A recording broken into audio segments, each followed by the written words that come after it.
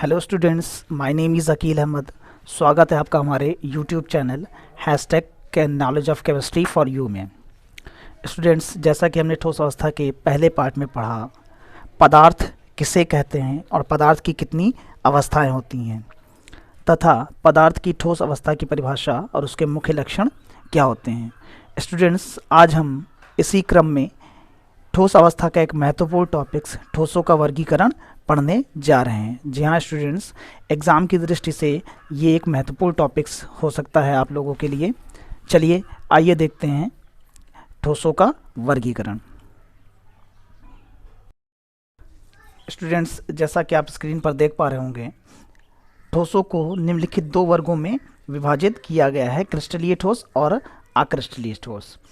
Students, जैसा कि आप जानते होंगे, ठोस पदार्थों के जो अवयवी कण होते हैं वो एक दूसरे के करीब अंतराणुक आकर्षण बलों के द्वारा मजबूती से बंधे रहते हैं तथा ठोसों को उनके अवयवी कणों की व्यवस्था व उपस्थित क्रम के आधार पर निम्नलिखित दो वर्गों में विभाजित किया गया है, क्रिस्टलीय ठोस और अक्रिस्टलीय ठोस। आइए स्टूडेंट्स देखते हैं हम क्रिस्टलीय ठोस और अक्रिस्टलीय ठोस क्या होते हैं।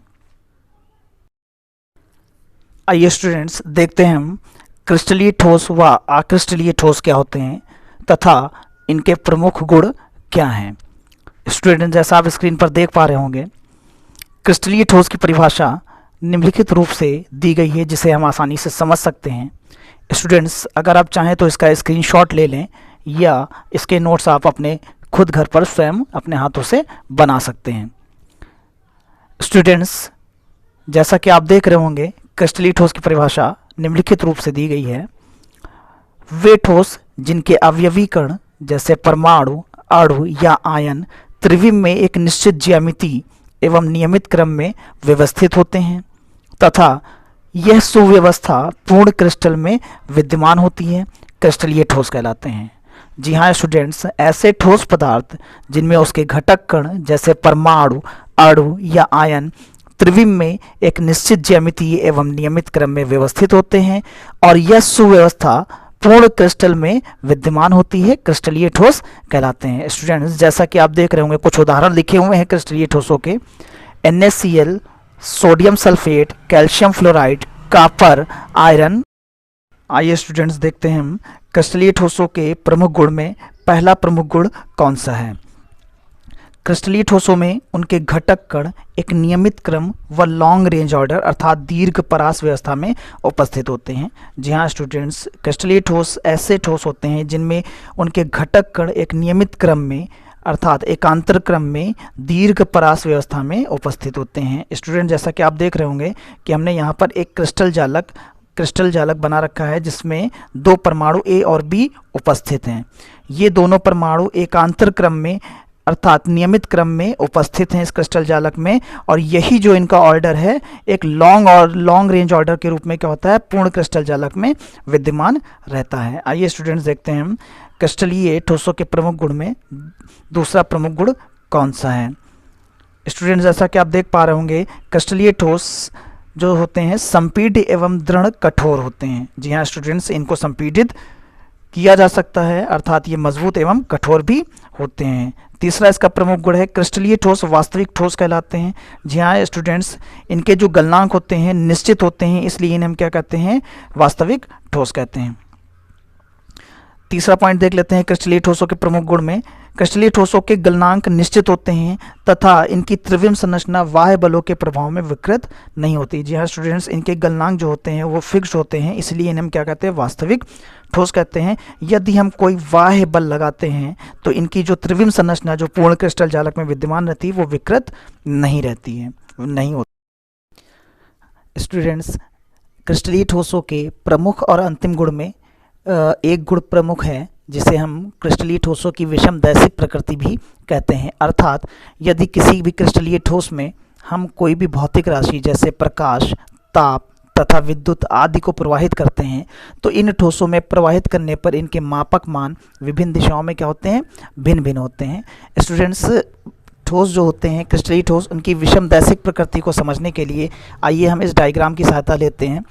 देखते हैं, यह क्रिस्टलीय ठोस है जिसमें A, B परमाणु एक नियमित क्रम में क्या है, एक दूसरे से व्यवस्थित हैं। यदि इस क्रिस्टलीय ठोस में हम कोई प्रकाश किरण पुंज C और D दिशा में प्रवाहित करते हैं तो इस प्रकाश किरण पुंज के दोनों ओर परमाणुओं की संख्या तथा परमाणु की प्रकृति क्या है, समान है।